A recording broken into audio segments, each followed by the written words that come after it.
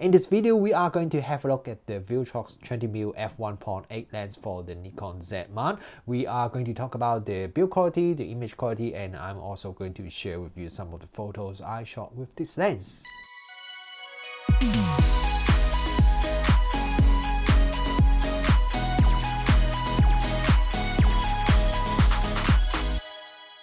Kia ora, good morning everyone, Richard Wong here.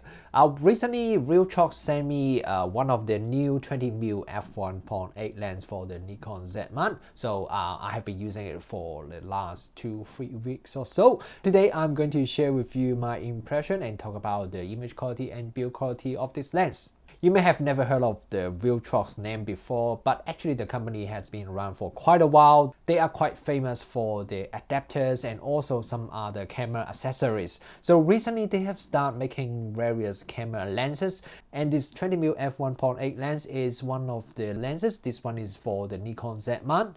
So my first impression when I took the Viltrox 20mm f1.8 lens out of the box is that it's a pretty heavy lens. The lens weighs about 800 grams.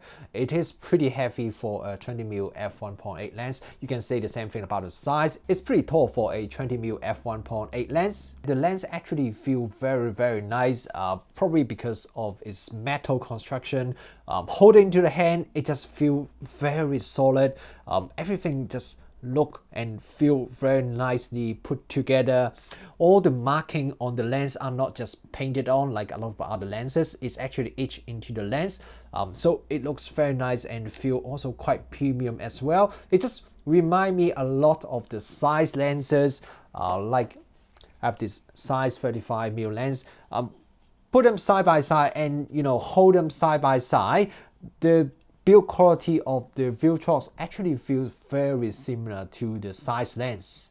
So that is definitely very impressive, consider Viltrox is a much newer manufacturer and the price of the lens is also a lot cheaper than a size lens. Just like most other lenses from Chinese manufacturer, this is a manual focus lens. So there is a big manual focus ring at the bottom. The manual focus ring feels very smooth. It just feels very nice when you are turning the focus ring. The total travel of the manual focus ring is about I think around 150 degrees, which is quite a lot, but I think it's good because it's a reasonably fast manual focus lens, so that allow you to do a more precise manual focus. The aperture ring is just slightly above the focus ring. The aperture ring is clickless. It doesn't have any click on it. It's good for videographer, but for people like me who is mainly a photographer, I definitely prefer if it has clicks on it. But no matter what, the aperture ring also feels very nice and smooth. The friction is a little bit more than the focus ring, which is great because you don't want to accidentally bump and move the aperture ring, especially for a clickless aperture ring. Some of the other lenses have the problem because the aperture ring is too easy to move around. So quite often with those other lenses, you would just change the aperture setting without really notice it. With this lens, it will be much harder because you do need to put a little bit of force if you want to change the aperture setting.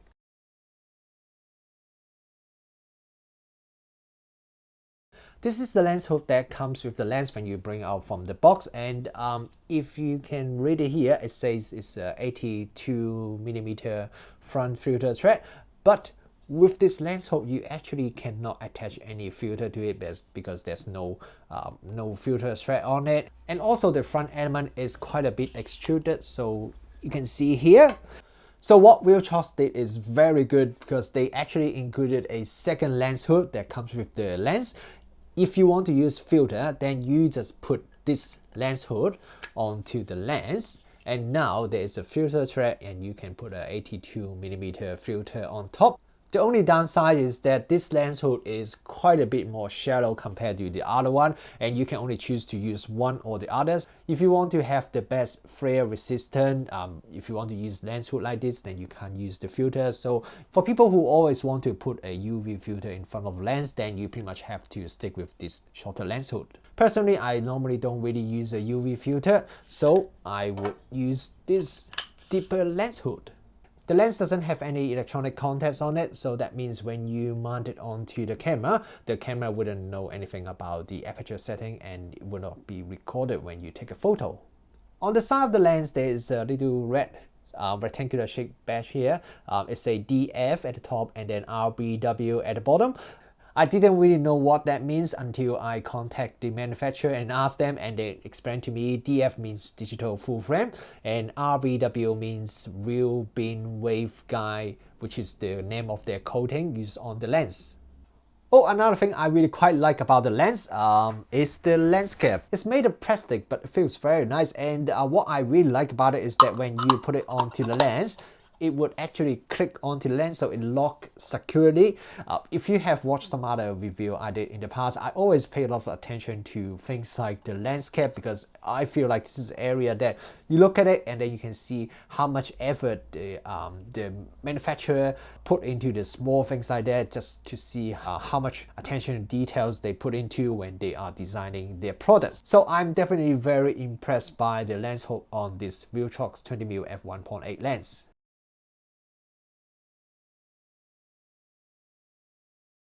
Another thing I was a bit surprised when I first received the lens is that when I was playing with the lens and then I look into the lens and look at the aperture, what I noticed is that the aperture at the maximum aperture setting is of course very round, but what impressed me is that when I stop down the aperture circle is actually still very round. Even when I stop down all the way to the minimum aperture f16, it's still a pretty much perfect circle, even though a very small circle at f16. This is because of the 14 curve aperture braid design they use in this lens. Later on, we have a look at the bokeh quality and just see how it transforms when it comes to bokeh. Okay, now let's start talk about the image quality, and as usual, let's start with the image sharpness first. So look at the image I shot using the Nikon Z7 with this lens. Look at the center sharpness first. At the maximum aperture f1.8, the lens center sharpness is actually already very good. I was pretty surprised when I look at the picture, because with the 45 megapixel Nikon Z7, it's a pretty demanding sensor, but surprisingly the center sharpness at the maximum aperture is actually already very good. So when I stop down to f2, f2.8 or even smaller aperture, the sharpness actually doesn't improve that much, because it was very good at the maximum aperture. Now if we move on to the side and look at the corner sharpness, at the maximum aperture f1.8, the corner sharpness is definitely not very good. It's quite soft, very noticeable on the Nikon Z7. If we stop down a bit, f2, f2.8, it becomes a little bit better, but it's still quite soft. Only when I stop down to f5.6, then I would say the corners are pretty sharp. So if you are taking landscape photos and you have something at the edge of the corner that you want to have good sharpness, then you probably have to stop down to probably around f4 or f5.6 if you want to have good edge-to-edge sharpness. In terms of the distortion, look at this brick wall photo. You can see there's definitely a bit of distortion with this Viltrox lens. It's not terrible, and a lot of time wide-angle lenses do have quite a bit of distortion. But yeah, if you want to have very minimal distortion, then you definitely need to spend a little time in post-processing to reduce the distortion. In terms of lens flare, as I mentioned before, the manufacturer said the lens has the real beam waveguide coating on it, and the lens flare performance is actually pretty good. Most of the time, even when I'm shooting with a bright light source in front, there is very minimal amount of lens flare, so the coating they use definitely is pretty good. But I do notice that when there's a very strong light source at some certain angle, a lot of time when it's just directly outside the frame, then you can see a bit of like a curve shape, like rainbow ghosting at the edge of the lens. I believe it's because of the extruded front elements that creates the rainbow ghosting at the edge. That seems to only happen when I'm shooting at the maximum aperture, so stop down the aperture a little bit definitely can remove it, or just be very careful with the when there's a very strong light source at the edge or just outside the frame.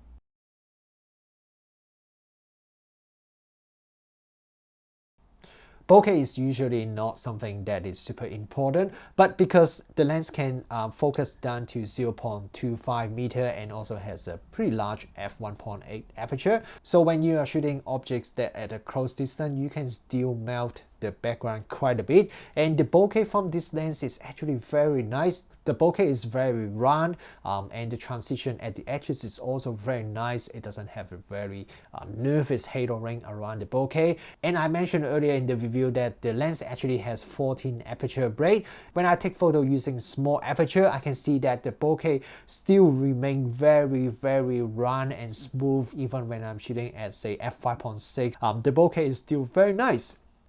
When taking photo at the maximum aperture of f1.8, vignetting is definitely noticeable. Stop down to around f2.8, then the vignetting is much reduced. But even when I stop down to f5.6, there is still a bit of vignetting that is noticeable. This is pretty surprising considering this is a pretty large lens with a 82mm front filter thread.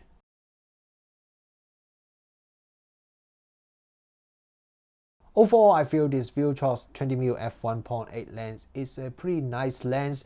Optical wise, for a newcomer, I think the overall image quality is pretty acceptable. The center sharpness is very good, bokeh quality is also very good, and the lens flare resistance is better than I expected. On the other hand, I would definitely like to see some improvement in the corner sharpness. Remember, this Viltrox 20mm f1.8 lens is a manual focus lens, and personally I think one thing that is very important for a manual focus lens is that it has to feel good when you are shooting with it. You need to be able to have fun, and what gives you that is that the tactile feedback, the manual focus ring, and also the build quality, the finish of the paint and everything like that. It has to feel nice, feel good. And this lens can definitely give me that feeling. As I mentioned earlier in the review, this lens really reminds me of the size lenses. Definitely a good thing because the size lens are fun and pleasure to use when you're trying to shoot with one of the size lens. And I get exactly the same feeling when I'm shooting with this lens. And I also really like the little things like the lens cap design and how they include two different lens hooks with the lens. All those little things that may not sound very important, but as a photographer, it just feels like the manufacturer has spent quite a bit of time just think about what they can do to make it easier for the photographers. So I really appreciate all the efforts in all these little areas, and I certainly want to see they keep trying and bring out more lenses in the future. Thank you very much for watching this video. I hope you enjoyed it. If you have any questions about the lens, please feel free to leave a comment below. Thank you very much again for watching